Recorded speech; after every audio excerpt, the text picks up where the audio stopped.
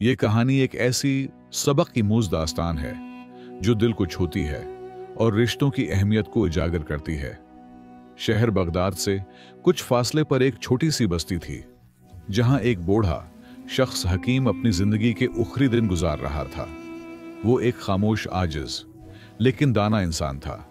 उसके 5 बेटों में सबसे बड़ा यूसुफ था, जो एक जमींदार था। यूसुफ दिन भर खेतों में मेहनत करता, जमीन को सजाता और फसलों की देखभाल करता। लेकिन वालिद की खिदमत करते हुए कभी कभार वो थक जाता है। दिल ही दिल में सोचता, ये जिम्मेदारी कब खत्म होगा। शाम को जब वो थका हारा खेतों से लौटता तो उसका बूढ़ा बाप हकीम खामोशी से बेटे की थकान को महसूस करता।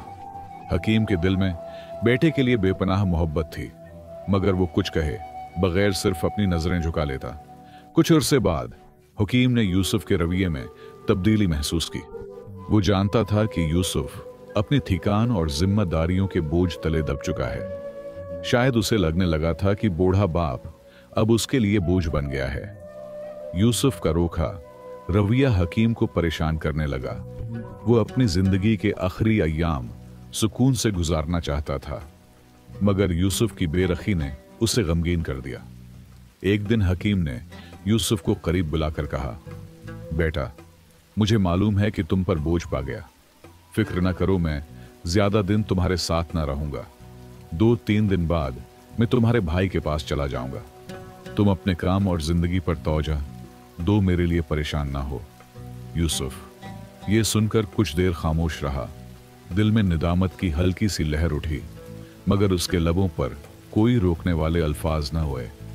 चंद दिन बाद हकीम यूसुफ के घर से निकलकर अपने दूसरे बेटे फारूक के पास चला गया। फारूक एक कामयाब ताजिर था। माल और दौलत की उससे कोई कमी न थी, लेकिन फारूक का रवैया भी अफसोसनाक था। इसके लिए कारोबार की मसरूफियात ज्यादा अहम थी। उसकी बीवी अपने ससुर को हमेशा नजरअंदाज करती, उनसे बात करने की जहमत ही न उठाती।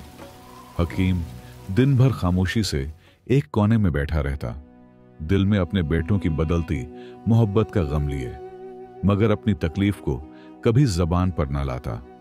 एक दिन फारूक ने अपनी बीवी की बातों में आकर वालिद से कहा, बाबा, अब को मेरे साथ कारोबार में मदद करनी चाहिए। डाका अब की मौजूदगी का मुझे भी कुछ फायदा हो। यह सुनकर हकीम खामोश रहा। उसकी झुकी हुई कमर, कमजोर हाथ और थका हुआ जिस्म गवाही दे रहे थे कि वो अब किसी मेहनत के काबिल नहीं। मगर उसने बेटे की बात का बरा ना माना, क्योंकि वो जानता था कि फारूक उसे सिर्फ जिम्मे है, दारी के पैमाने से देख रहा है, मोहब्बत के नहीं। एक रात फारूक की बीवी हकीम की खांसी और दर्द भरी फरियाद से तंग आकर बोली, ये पूरा इंसान हमें मजीद परेशान कर रहा है। उनके और भी बच्चे हैं, वो वहां जाकर भी तो जिंदगी गुजार सकते हैं। फारूक, जो एक कम ज़र्फ आदमी था, ने अपने बूढ़े बाप से कहा, बाबा, अगर अब तंग है तो कोई बात नहीं, चाहें तो तीसरे बेटे के पास चले जाएं। वहां अब सुकून से रहेंगे। अब के इलाज के लिए मैं पैसे भी दे दूंगा, फिक्र ना करें। इन अल्फाज ने हकीम की इज्जत नफ्स पर एक और जख्म लगाया। फारूक ने मोहब्बत और तौजह की बजाय सिर्फ एक ये मौजू हल्की बात की, जैसे बूढ़े वालिद की मौजूदगी का कोई एहसास ही न था, बस एक जिम्मेदारी का बोझ था। हकीम फारूक के घर से निकलकर तीसरे बेटे उस्मान के पास चला गया। उस्मान एक मेहनती के साथ था। उसने अपने वालिद का एहतराम किया, मगर उसके पास भी ज्यादा वक्त ना था। वो दिन भर खेतों में मसरूफ रहता और शाम को घर उकर बीवी बच्चों के साथ वक्त गुजारता। बूढ़े वालिद की बीमारी और दिल की गहरी उदासी पर उसका ध्यान कभी न गया। उस्मान की बीवी सुबह जब काम पर जाती, अपने बच्चों को ससुर के पास बैठाकर खेलने को कहती। हकीम, जो बीमारियों और कमजोरी से कांप रहा था, ये मंजर देखकर दिल में शदीद गम का शिकार हो जाता। उस्मान के घर में उसकी हालत मजीद खराब होती गई और आखिरकार वो वहां से भी चला गया। इस बार उसने चौथे बेटे अहमद हुजाता के घर जाने का फैसला किया। अहमद एक धोखेबाज और लालची इंसान था। वो अपने वालिद का इस्तकबाल करते हुए बहुत खुश था, मगर उसकी खुशी महज लालच की वजह से थी, न कि वालिद से मोहब्बत की। अहमद ने इब्तिदा में हकीम को इज्जत दी। कहा, बाबा, आपको यहां रहने में कोई तकलीफ ना होगी। मगर जब उसे पता चला कि बूढ़े बाप के पास कोई माल व दौलत नहीं, तो उसने भी वालिद को नजरअंदाज करना शुरू कर दिया। अहमद की बीवी ने अपने ससुर को बोझ समझकर न सिर्फ उनकी कोई खिदमत न की, बल्कि तकलीफ थी। वो हमेशा शिकायत करती और बूढ़े को अपने कामों में रुकावट समझती। मगर बीवी का क्या कसूर जब बेतही रूठ जाता था। अहमद अपने कारोबारी मामलात में इस कदर मगन हो गया कि उसने वालिद की हालत पर कोई तौजह न दी। हकीम की सेहत तेजी से बिगड़ने लगी। आखिरकार एक दिन अहमद ने भी जवाब दे दिया, बाबा, अब यहां नहीं रह सकते। मेरे पास इतना वक्त नहीं कि आपको हर वक्त देखो। आपको कहीं और जाना होगा। इन बेदर्द अल्फाज पर हकीम ने दिल बर्दाश्त करके इखरी बेटे अब्दुल्ला के घर जाने का फैसला किया। अब्दुल्ला हकीम का सबसे छोटा और कम उम्र बेटा था। वो एक गरीब मगर मेहदी शख्स बेखाली लगाकर जो पैसे कमाता, इनसे वो अपने बाप के लिए दवाइयां खरीदता और घर का खर्च चलाता है। उसकी बेबी भी ईमानदार और नेक दिल थी।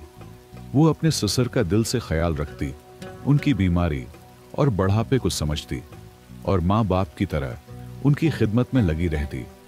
जब हकीम ने अब्दुल्ला और उसकी बीवी की मोहब्बत और एहतराम देखा तो दिल में खुश हुआ और दाई देने लगा। वक्त गुजरता गया और हकीम अपने छोटे बेटे के घर में खुशी खुशी जिंदगी गुजारने लगा। उसकी जिंदगी में सुकून और मोहब्बत वापस आ गई। वो इस बात पर शुक्रगुजार था कि आखिरकार उसे वो इज्जत मिली जिसका वो हमेशा से हकदार था। मगर बीमारियां शुरू हुईं और वो शदीद बीमार पड़ गया। अब्दुल्ला अपने बाप की हालत देखकर गमगीन होता और अक्सर पड़ता। वो अपने वालिद को बोझ नहीं बल्कि बाप के रुतबे से देखता था।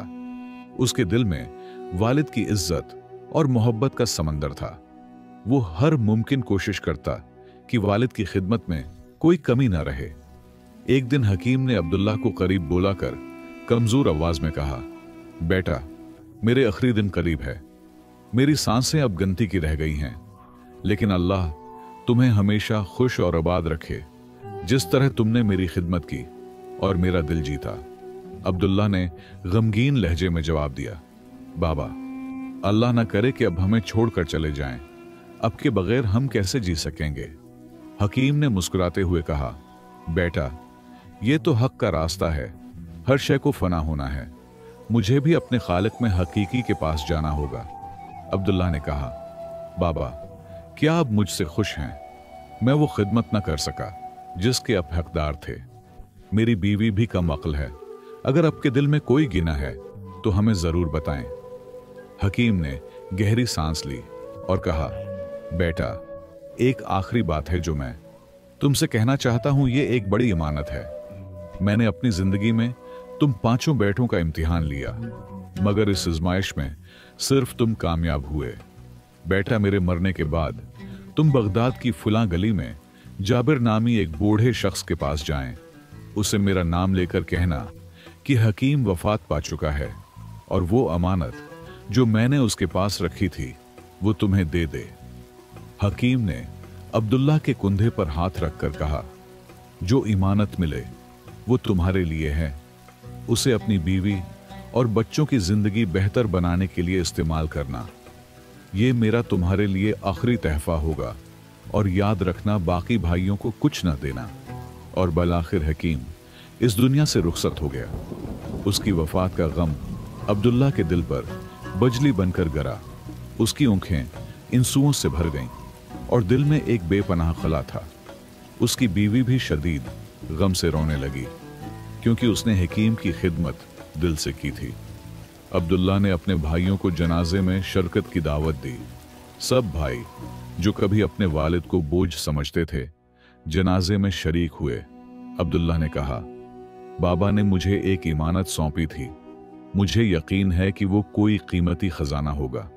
अगरचे बाबा ने उसे सिर्फ मेरे लिए वसीयत किया, लेकिन उसमें सब भाइयों का हक है। भाई जिनके दिल में लालच है था, फौरा बोले, अब्दुल्ला जाकर इमानत ले। ओ, फिर उसे हम पांचों में तकसीम कर देंगे।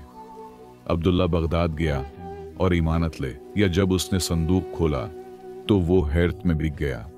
उसमें बगदाद के मशहूर बाजार की कीमती दुकानों के कागजात, इसकी मां के जवाहरात और बहुत सी अशरफियां थीं।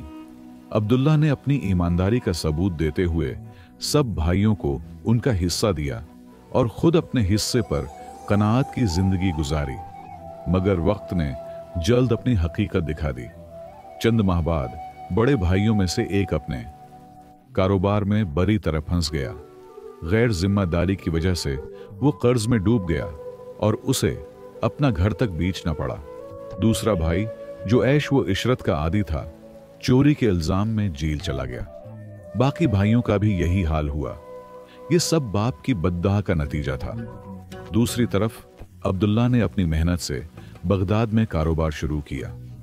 वो कूफा से अमदा कपड़ा खरीदकर बगदाद के बाजार में बेचता और वक्त के साथ खूब मुनाफा कमाया। इसकी ईमानदारी, बाप की दुआ और मुस्तकिल मेहनत ने उसे तरक्की की राह पर डाल दिया। वो अपने भाइयों की फरोख्त करदा दुकानें खरीदने लगा और आहिस्ता आहिस्ता पूरे बाजार का मालिक बन गया। जो भाई कभी खुद को दौलतमंद समझते थे, अब वक्त के मारे अब्दुल्ला के दर पर सवाल मानने हुए अब्दुल्ला, जो रहम दिल था, उनकी मदद करता और खाली हाथ वापस न जाने देता। उसका ये रवैया उसके वालिद की सिखाई हुई अखलाकियात का अक्स था। आखिरकार अब्दुल्ला ने बगदाद के तरक्की याफ्ता इलाके में एक बड़ा घर खरीदा और अपनी बीवी और बच्चों के साथ खुशहाल जिंदगी गुजारने लगा। वो अपने वालिद की दुआओं को याद करता और कहता, बाबा, अब की तालीमात में मुझे इक़दाद का अमीर बना दिया, मगर अब के साया से महरूमी ने मुझे गमगीन कर दिया। अल्लाह अब को जन्नत में आली मकाम अता फरमाए। इस कहानी से 3 कीमती सबब मिलते हैं। एक, वालिदैन की जिम्मेदारी है कि वो अपने बच्चों की बेहतरीन तरबियत करें ताकि वो न सिर्फ उनका सहारा बने बल्कि जिंदगी की मुश्किलात का मुकाबला हिकमत और सब्र से कर सके। 2, एक बेटे के तौर पर वालिदैन को कभी बोझ न समझी, क्योंकि वक्त का पहिया घूमता है। कल अब खुद इसी मकाम पर हो सकते हैं। वालिदैन अब से मोहब्बत और तौजह की उम्मीद रखते थे। 3, वालिदैन के साथ मोहब्बत, इज्जत और अच्छा रवैया न सिर्फ अब के मुस्तकबल को रोशन करता है बल्कि उखरत में भी बेशुमार इनामात का बायस बनता है। वालिदैन चाहे जैसे भी हों, उनकी खिदमत बेटे का फर्ज है, क्योंकि उनकी दुआएं ही आपकी जिंदगी का सबसे बड़ा सरमाया है। ये कहानी हर इस शख्स के लिए एक अजीम सबक है जो अपने वालिदैन की कदर करना भूल जाता है। उसके जज्बात, दर्द और मोहब्बत को महसूस करें और अपने वालिदैन के हमेशा के लिए शुक्रगुजार रहें। साथ वक्त गुजारी, क्योंकि उनकी दुआएं आपकी जिंदगी का सबसे कीमती खजाना है। तो दोस्तों, आपको उसकी ये कहानी कैसी लगी? कमेंट्स में अपनी भी का इजहार जरूर करें। वीडियो को लाइक करें और हमारे चैनल उम्मी की कहानियां को सब्सक्राइब जरूर करें। शुक्रिया।